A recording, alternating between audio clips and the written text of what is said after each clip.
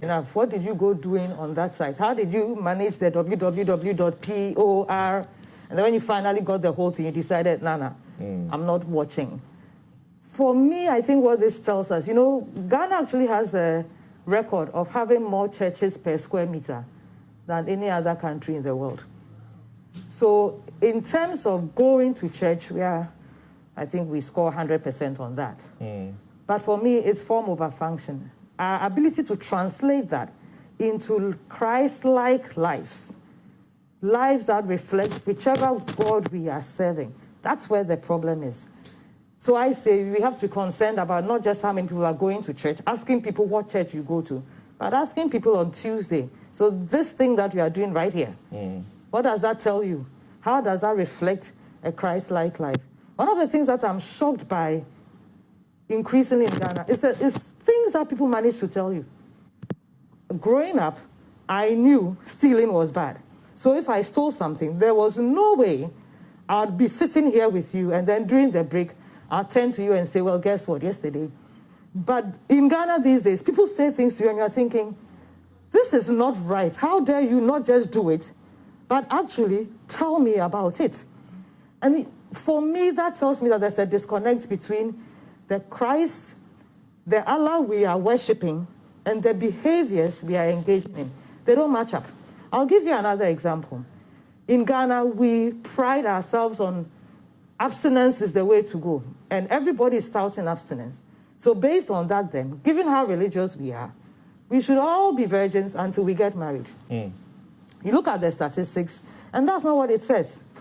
The age at first marriage is higher than the age at first sex, which means people are having sex long before they get married.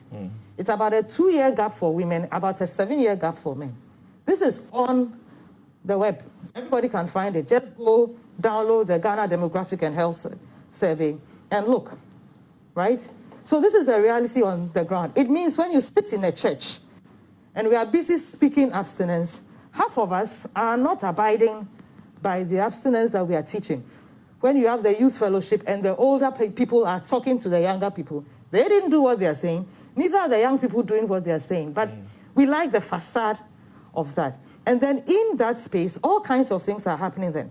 Because if you're a young person within that space, where there's so much you are not allowed to say, discuss, speak about, and yet it's happening to you, you've got nowhere to turn, nowhere to go. And until we are able to be open and say, yes, abstinence is the best way, but what happens if you get raped? You may believe in abstinence, you want to abstain, but you don't have control over that fully. And you shouldn't have to bear the brunt of that as if you are the one who, in Ghanaian language, brought it upon yourself, right? We need to be a lot more open about the reality on the ground, about the nuances in our life experiences. Very few of us have a straight path where everything goes exactly according to plan. You don't teach your child to be wayward. You don't teach your child you have to fail at school.